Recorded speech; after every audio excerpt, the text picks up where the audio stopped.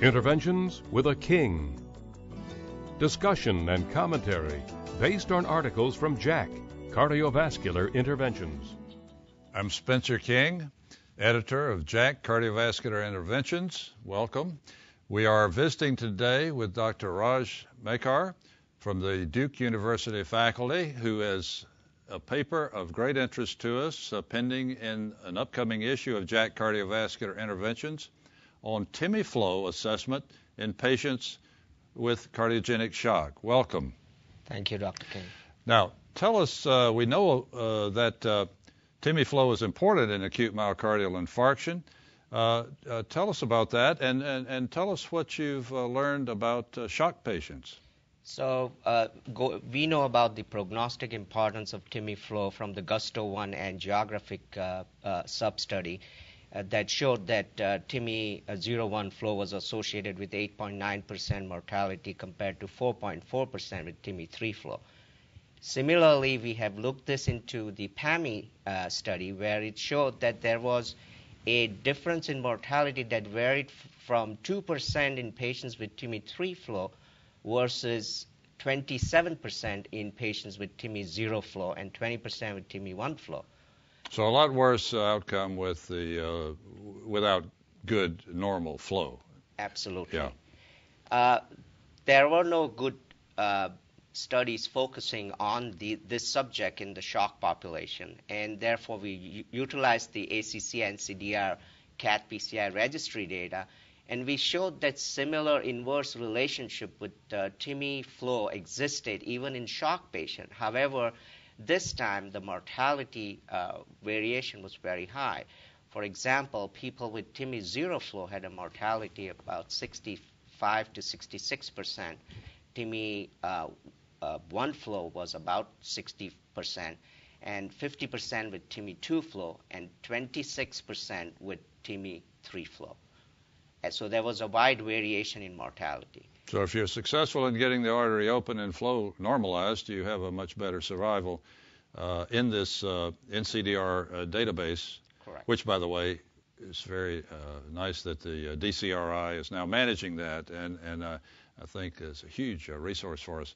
So what can be done to, is this just a predictor and we have to live with it, or is there anything that can help us to improve the outcome of the shock patients by improving this TIMI flow? So there are a few things that we learned from the ACC-NCDR. First of all, balloon pump was utilized only in about 50% of the patients. Improving the use of balloon pump perhaps has a role in improving TIMI flow and perhaps outcomes. The second thing is that 2B3A use was very low. Only 40% of the patient got glycoprotein 2B3A.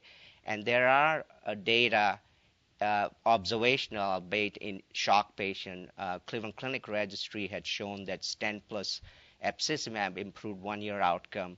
Similarly, 25 patients in Admiral had cardiogenic shock, and treatment with abscesimab showed a trend towards better outcome, 9.1% combined event rate at 6 months versus 28%. And then in Pursuit, 237 patients developed cardiogenic shock during the trial, and people who were treated with eptifibatide had a much better outcome. So improving the use of 2B3A agent is another way. People are very reluctant when patients are hypotensive to give intracoronary nitroprusside and nitroglycerin or calcium channel blocker, but using high doses of adenosine perhaps may be important in this group of people. And then finally, it remains to be established what is the ideal revascularization strategy is, whether it's PCI, especially in patients with multivessel disease, or CABG. PCI theoretically have some advantage and some disadvantage. Advantage is that it is very easy, logical to perform. You don't require to move the whole team, but there is a chance of distal embolization, chance of side vessel closure, embolization leading to closure of collateral vessels, and incomplete revascularization only 23% of patients who underwent PCI in shock trial had complete revascularization. So we've got a clear indication that if we're going to help these shock patients, we need to achieve TIMI-3 flow. And to do that, you've mentioned a host of potential therapeutic options that might get us there. We look forward to your paper very much, and I'm sure our readers are going to be excited to read this paper in an upcoming issue of JACC Cardiovascular Interventions. Thank you very much. Thank you for having me here.